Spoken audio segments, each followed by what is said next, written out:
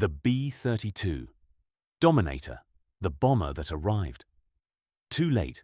Imagine designing one of the most powerful bombers of World War II, only for it to be overshadowed by another aircraft before it ever had a chance to prove itself. This is the story of the consolidated B-32 Dominator, America's forgotten giant. In 1940, the US Army Air Corps wanted a new long-range heavy bomber. Boeing proposed what would become the famous B-29 Superfortress. But military planners feared that such an advanced aircraft might face delays or fail altogether. As insurance, Consolidated Aircraft was asked to develop a backup bomber, the B-32 Dominator. At first glance, the B-32 looked impressive. It had 4 massive radial engines, a wingspan of over 41 meters, and enough range to strike targets thousands of kilometers away. It could carry up to 9,000 kilograms of bombs and was heavily defended with multiple machine gun turrets. However, developing the Dominator proved difficult.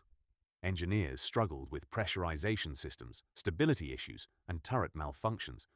Because of these problems, the aircraft's original pressurized design was abandoned, forcing crews to rely on oxygen equipment during high-altitude flights. Meanwhile, Boeing's B-29 was progressing rapidly and eventually entered large-scale production.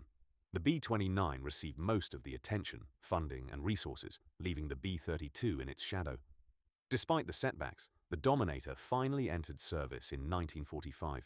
By then, World War II was nearing its end. A small number of B-32s were deployed to the Pacific, where they carried out reconnaissance missions and limited combat operations. Ironically, the B-32 is remembered for one extraordinary fact. Some historians believe it participated in one of the final air engagements of World War II. Days after Japan had announced its intention to surrender, a B-32 conducting a photo reconnaissance mission encountered hostile aircraft, resulting in a brief aerial clash. One crew member lost his life, becoming one of the last Americans killed in air combat during the war. Performance-wise, the B-32 could reach speeds of around 575 kilometers per hour and had a range exceeding 6,000 kilometers. Its 4 Pratt & Whitney engines generated tremendous power, allowing it to compete with other heavy bombers of its era. Yet the Dominator's story was shaped by timing. It wasn't a bad aircraft. In fact, many crews praised its rugged construction and heavy defensive armament, but arriving late to the battlefield meant it never had the opportunity to build the legendary reputation enjoyed by the B-17 or B-29.